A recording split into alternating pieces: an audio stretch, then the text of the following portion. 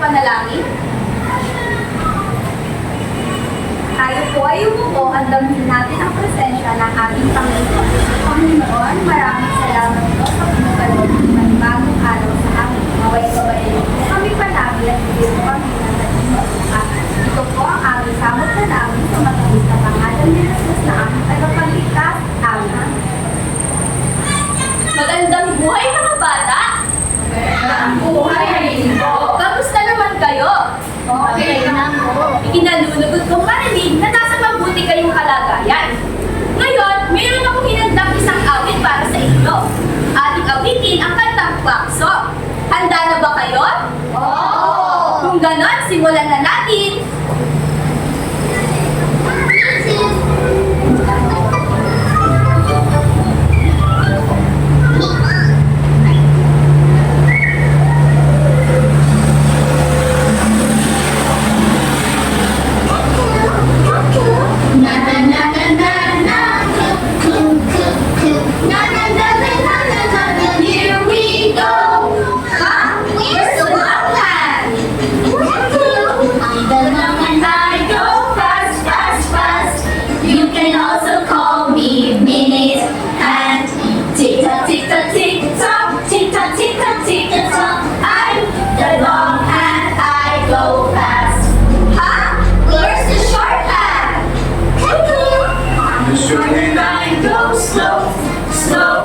You can also call me our hand.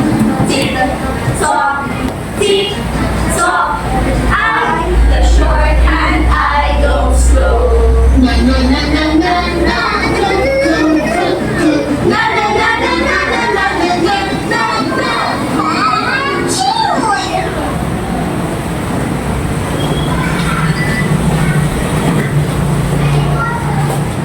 Nag-enjoy ba kayo mga bata? Oo! Mabuti kung ganon. Maaari nang magsiupo ang lahat. Mayroon bang lumiban para sa ating klase ngayong araw? Wala po! Kung ganon, ikinalulugod kong naririto kayong lahat para sa ating klase ngayong araw.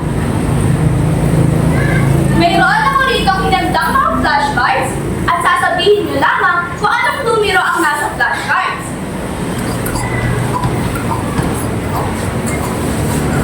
Handa na ba kayo mga bata? Opo! Kung ganon, simulan na natin. Anong numero ito?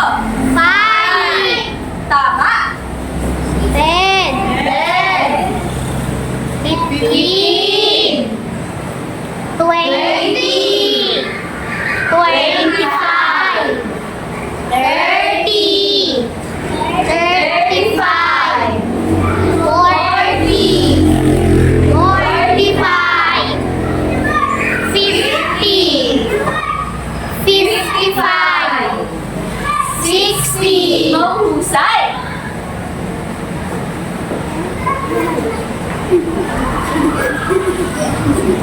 Magandang araw mga bata!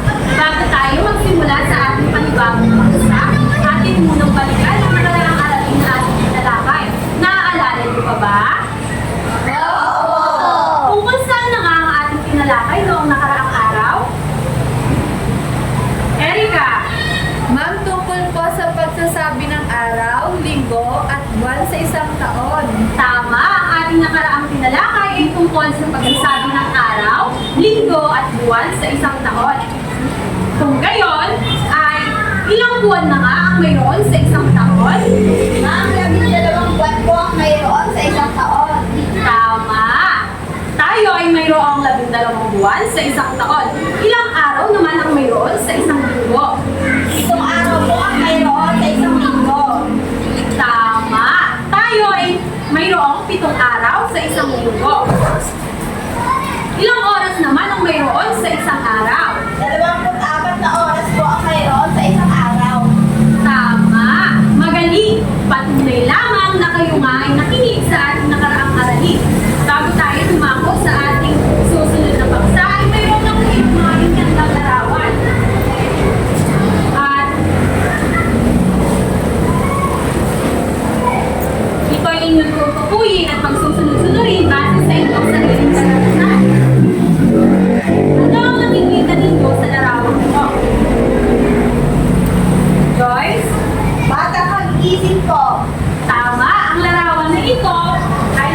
nakikita ng bata kagigising. Etong pangalawang larawan, ano ang nakikita niyo? Batang kumakain po. Tama! Ito ay larawan ng batang kumakain. Etong pangatlong larawan naman. Batang naliligo po. Tama! Ito ay larawan ng isang batang masayang naliligo. Masaya ba kayong naliligo? Opo. O, naliligo ba kayo? Opo.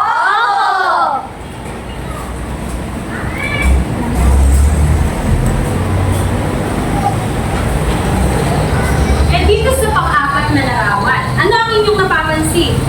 Batang pumasok po. Tama! Kayo ba ay pumapasok sa paaralan? Opo. May ganda ng marinig niyan. Ito pa ang huling larawan, ano ang inyong napapansin? Natutulog po. Tama! Ito ay isang larawan ng batang mahimbing na natutulog. Sa inyong sariling karanasan, ano-ano ang pagkakasunod-sunod ng aking mga pinakitang larawan? Maaari nyo bang itong ibahagi sa inyong mga kaklase? Magtaas lamang ng kamay kung gusto ninyong sumagot. Joyce! Ang una ko pong ginagawa ay tumangon sa higaan, kumakain ng umagahan kasama ang aking pamilya. Pagkatapos po ay maliligo, mag-aayos ng sarili at papasok sa paaralan. Pagkagaling naman po sa paaralan ay uuwi ako sa aming bahay, kakain at naglilinis ulit ng katawan. At pagsabit ng gabi ko ay ako po ay matutulog. Okay, kaganda namang pagpakinggan ng iyong mga sinabi. Ikaw naman, Jonalie, maaari mo bang ibahagi ang iyong ginagawa sa pang-araw-araw ng buhay? Pagkagising ko po sa umaga, ako ay naliligo at kumakain kasabay ng aking mga magulang. At pagkatapos ay papasok sa paaralan. At pagka-uwi ko naman po sa aming bahay ay maglilinis ng katawan. Kakain ulit at maagang matutulog para maganda ang gising kinabukasan. Maraming salamat sa inyong mga inilahat o ibinahagi sa ating sa inyong mga klase.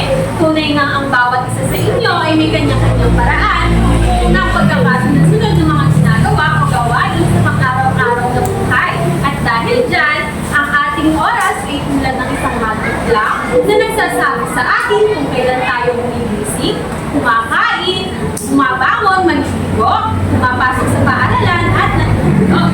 Handa na ba kayong maglaro at matuto kung paano natin masasabi at may susulat ang oras ng tama? Opo. Ngayon ay simulan na natin. Ngayon naman ay maaari bang magtaas ng kamay? Paalaman kung paano gumamit at pumasa ng orasan upang malaman ang oras sa sandali iyon? Walang nakakaalam. Ngunit ngayong araw ay ating pag-aaralan kung paano nga raw gumamit at pumasa ng orasan.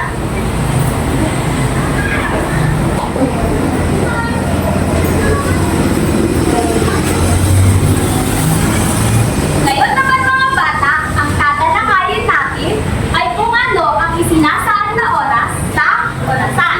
Handa na bang makinig mga bata? Opo! Kung handa na makinig kay teacher, bigyan niyo nga ako ng 3 palakpak. Mukhang handa na nga makinig ang lahat sa akin. Alam niyo ba, mga bata, gumagamit tayo ng orasan upang sukatin ang segundo, oras, at minuto.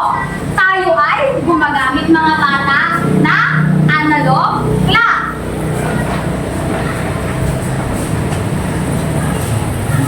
Maaari niyo bang basahin ng sabay-sabay ang analog clock, mga bata? Analog clock ay may 3 kamay na gumagalaw sa isang direksyon. Ang tawag natin doon ay clockwise. Mahusay mga bata, ang analog clock ay may 3 kamay na gumagalaw sa isang direksyon. Ang tawag natin doon ay clockwise. Mga bata, ano nga ulit ang tawag natin sa direksyon ng paggalaw ng isang orasan? Clockwise. Mahusay, magagaling mga bata. Ang tawag natin doon ay clockwise. Ngayon naman mga bata, alam ba ninyo ang 3 kamay ng orasan? Hindi po. Kung ganon,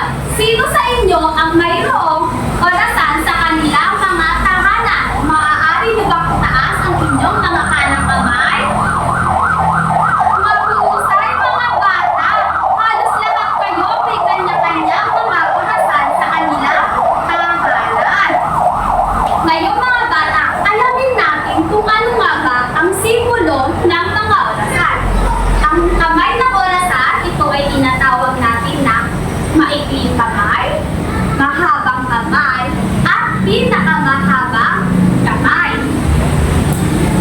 Ano nga ulit mga bata ang tawag natin sa tatlong kamay ng orasan?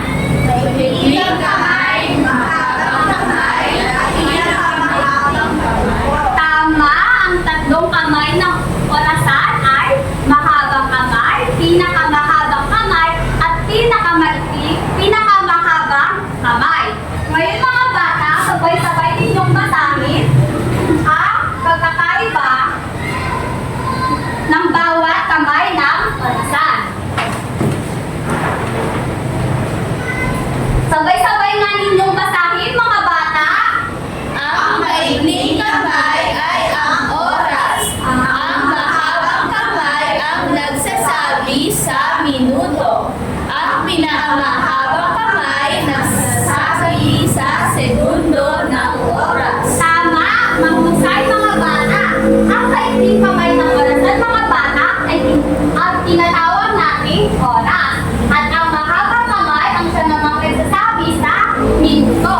At ang pinakamahabang kamay ang nagsasabi sa segundo ng oras mga bata. Ngayon mga bata, mayroon dito si teacher na malaki at mahiwagang orasan. Pagmasdan nyo nga mga bata, ang malaki at mahabang orasan. Ayan! Ngayon mga bata, ito ang kamay ng orasan. Ito ang maikling kamay ng orasan na tinatawag din natin hand. O kaya naman sa Tagalog, kamay ng oras. Pangalawa naman mga bata, ang mahabang kamay ng orasan. O sa English, tinatawag natin minute hand. O kaya naman sa Tagalog, kamay ng minuto. At ang huli mga bata, ang pinakamahabang kamay ng orasan. Tinatawag din siya sa English na second hand. O sa Tagalog, tinatawag natin na kamay ng segundo. Kaya mga bata, ngayon, saan nakatapat ang maikling kamay ng orasan? Tama, sa 12.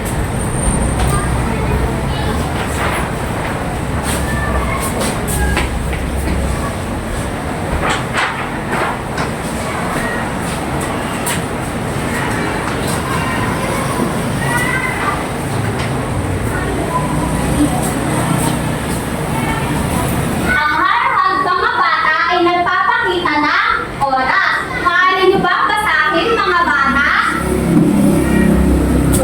Ang pinakamaikling kamay na nagpapakita ng oras. Tama, mahusay mga bata. Ang arhan ay ang siyang pinakamaikling kamay na nagpapakita ng oras.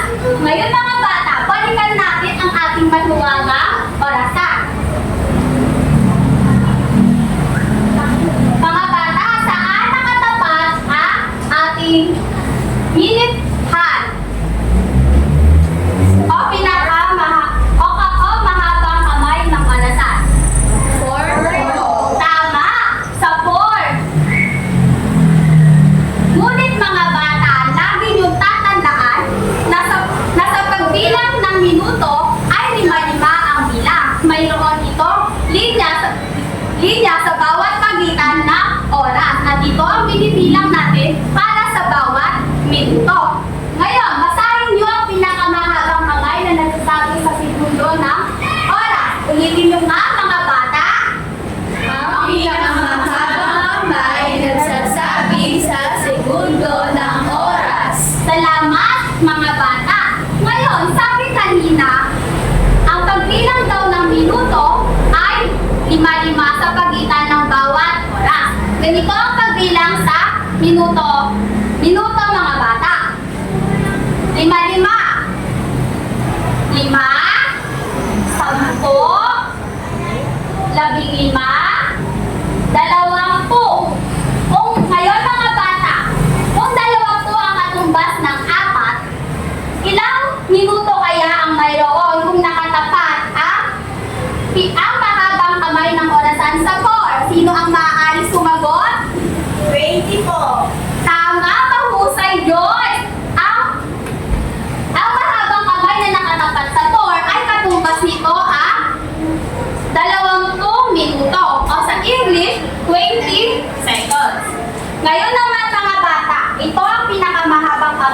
orasan. Saan nakatapat mga bata? Sa 8 po. Tama, sa 8.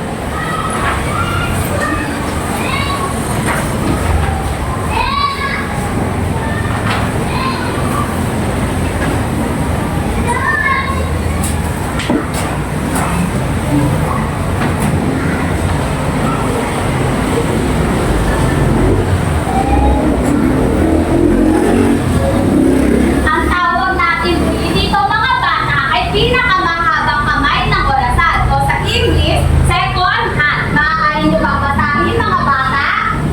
Ang second hand ay ang pinakamahabang kamay na malinis at mabilis gumalaw upang ipakita ang mga segundo. Salamat mga bata! Ang second hand sa orasan ay ang pinakamahabang kamay na manipis at mabilis gumalaw upang ipakita ang mga segundo. Ang mga kamay na ating binanggit at tinalakay mga bata ay mga kamay na bumubuo sa ating orasan. Upang ito ay magpakita at nagtutulungan sila upang ipakita sa atin kung ano nga ba ang oras. Naunawaan niyo ba mga bata? Opo! Kung ganon mga bata, bigyan niyo nga ng 4 na palakpak ang inyong mga sarili. Mahusay mga bata!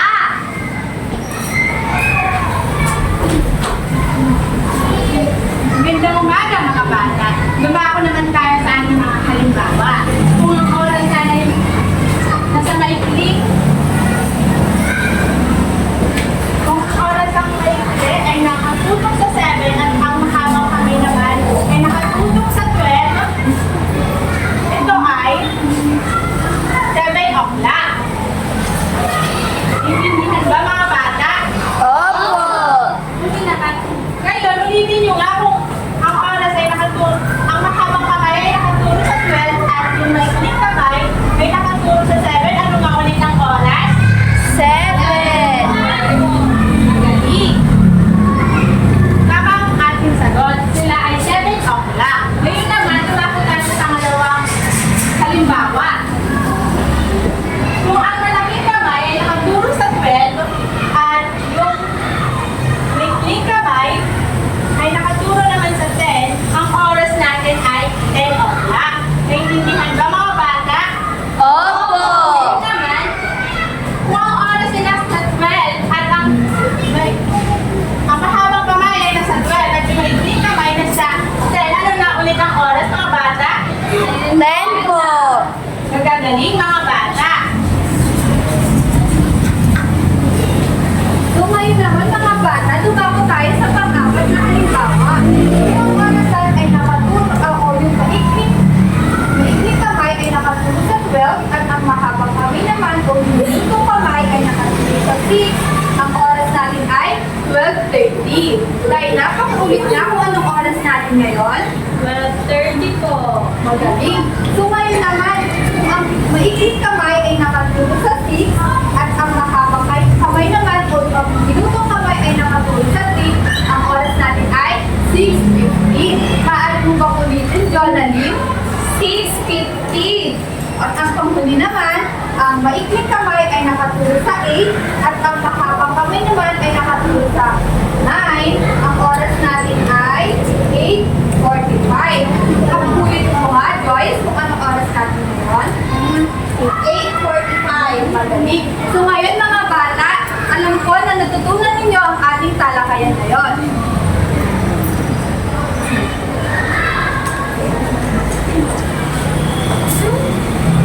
Ngayon naman, ako ay magpapakita ng orasan. Sasabihin ninyo kung ano ang nakalagay sa ating orasan. Maliwanag ba mga bata? Opo! Ano ang nakalagay sa ating unang orasan? Anong oras ang nakalagay dito? 3 po. Magaling. Sa ating pangalawang orasan, anong nakalagay? 6:10 po. Mahuhusay. At sa ating pangalawang orasan, ano naman ang nakalagay na oras? 5:35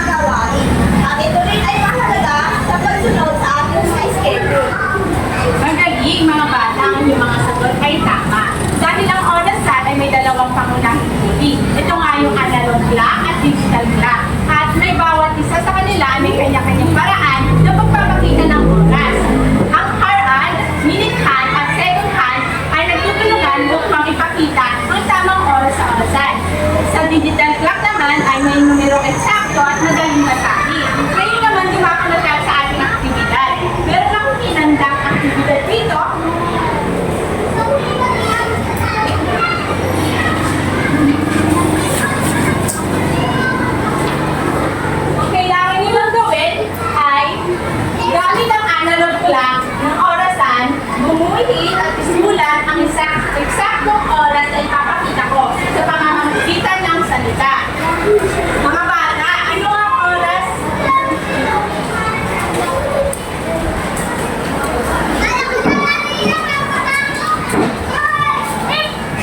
Mga bata, ano ang oras kapag ang maliking kamay nakatulong sa 7 at ang mahabang kamay nakatulong sa 12? 7. Magaling! Ito ang ating mga aktibidad. Ngayon, makatingin ko kayo sa dalawang grupo. Ang unang grupo ay ito. Itong unang grupo ang sasabi na at pangalawa naman ay ito.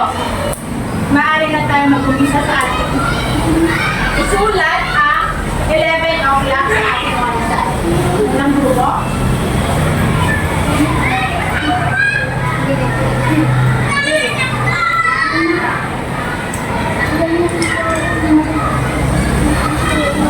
Ako, teacher. Magaling. Maraming salamat, Jonathan. Sa pangalawang grupo naman, isulat ang 8 o'clock.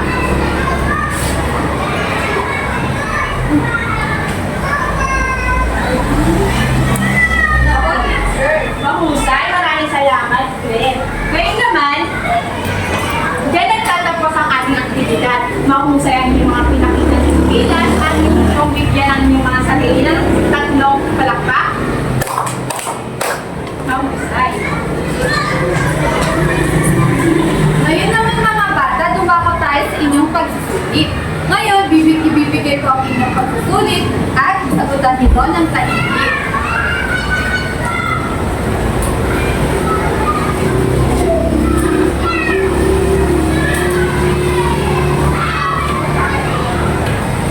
Ngayon, bibigyan ko lamang kayo ng 5 minuto para sagutan ito.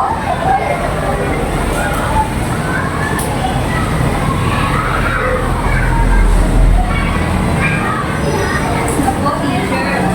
Ano, tama? Galing. Tapos na po, teacher. Sa una nating aktibidad, maaari mo bang i-share ang iyong sagot, Jonalyn? Ang oras natin ay 4 o'clock, teacher. tama. At sa pangalawa naman, maaari mo bang i-share ang iyong sagot, Joyce? 6 o'clock po. Tama. At ang pangatlo naman, Dina, maaari mo bang i-share ang iyong sagot? 8 o'clock po, teacher. Tama, 8 o'clock. At ang pang-apat naman, Jonalyn. 10 o'clock po, teacher. At ang pang-5 naman, Ligin. Ano ang oras natin? 5 o'clock po, teacher. Tama. Ngayon naman, tumako na tayo sa inyong takdang aralin. Maglabas ng isang papel at ito ay isulat.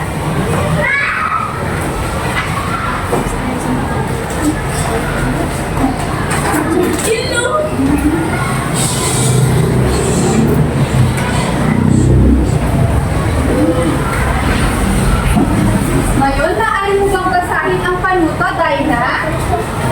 Isulat at iguhit ang angkop na oras batay sa isang sitwasyon. Magaling. Ngayon, batid ko na may natutunan kayo ngayong araw sa ating tinalakay. Ang ating takdang aralin ay ipapasa ninyo sa ating muling pagkikita.